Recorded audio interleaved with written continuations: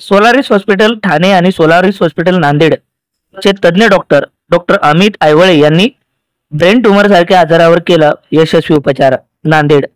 Doctor Amit Aywale यांनी brain tumour सारख्या अत्यंत गंभीर आजारावर विना शस्त्रक्रिया यशस्वी उपचार केला आहे. दिवसेंदिवस काळानुरूप विज्ञानात तंत्रज्ञानात नवनवीन प्रगती होत आहे. वैद्यशास्त्रामध्ये अनेक प्रगती होत आहे. त्याचाच एक भाग म्हणजे ब्रेन ट्यूमर सारख्या आजारावर फक्त शस्त्रक्रिया केली जाते. मात्र आता नव्यानेच यामध्ये न्यूरोसर्जन डॉक्टर अमित आयवळे यांनी नाकातून शस्त्रक्रिया करून या रुग्णाला पूर्णपणे बरं केलं आहे. ब्रेन ट्यूमर सारख्या रुग्णाला बरं केल्यानंतरचा पाहूया याविषयीचा हा वृत्तांत. Amit Aiwale, consultant neurosurgeon, Solaris hospital Thane. नांदेडला येण्याचं कारण एवढंच होतं की बरेच पेशंट नांदेडवरून मेंदूच्या गाठीसाठी माझ्यापर्यंत पोहोचले होते आणि त्यांना योग्य प्रकारे इलाज होऊन त्यांना सक्सेसफुली आपल्या परत घरी पाठवता आलेलं आहे.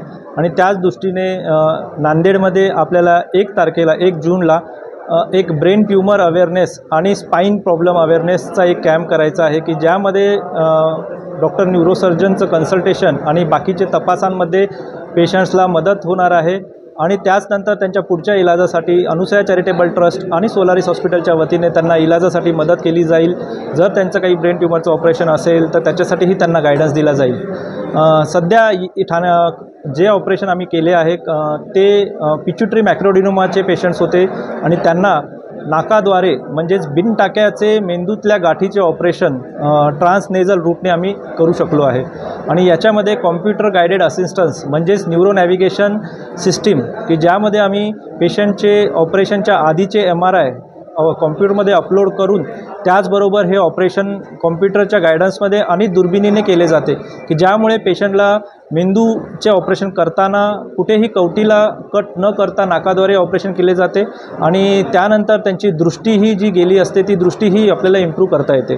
त्यामुळे ह्या टेक्नॉलॉजीचा जास्तीत जास्त फायदा नांदेडकरांना व्हावा हीच अपेक्षा घेऊन आलेलो आहे. थँक्यू. किती खर्च अपेक्षित आहे? युजली या ऑपरेशनचा खर्च हा 3.5 ते 6 ते 7 लाखापर्यंत होत असतो. पण याच्यामध्ये मी जसं म्हणलो की अनुसया चॅरिटेबल ट्रस्ट आणि मुख्यमंत्री निधी याद्वारे पेशंटला प्रत्येक जागेवरती जसं तपास आहेत किंवा त्यांना ऑपरेशन आहे तर त्याच्यामध्ये मदत केली जाईल. महात्मा फुले आरोग्य योजनेमध्ये समावेश आहे? नाही, अजूनही मेंदूच्या ऑपरेशनचे अजून महात्मा फुलेमध्ये आमच्या हॉस्पिटलला अजून ती सोय झालेली नाही आहे तर त्याच्यामध्ये आपण अजून मदत करू शकत नाही आहे. शिबिर किती तारखेला आहे? शिबिर 1 जून तारखेला आहे.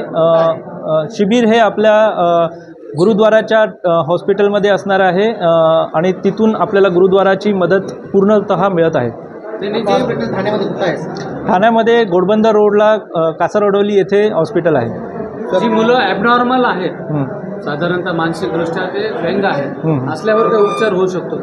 त्याच्यावरती न्यूरोलॉजिस्ट डॉक्टर दीपक आयवळे हे जास्ती योग्य प्रकारे आपल्याला ओपिनियन देऊ शकतील.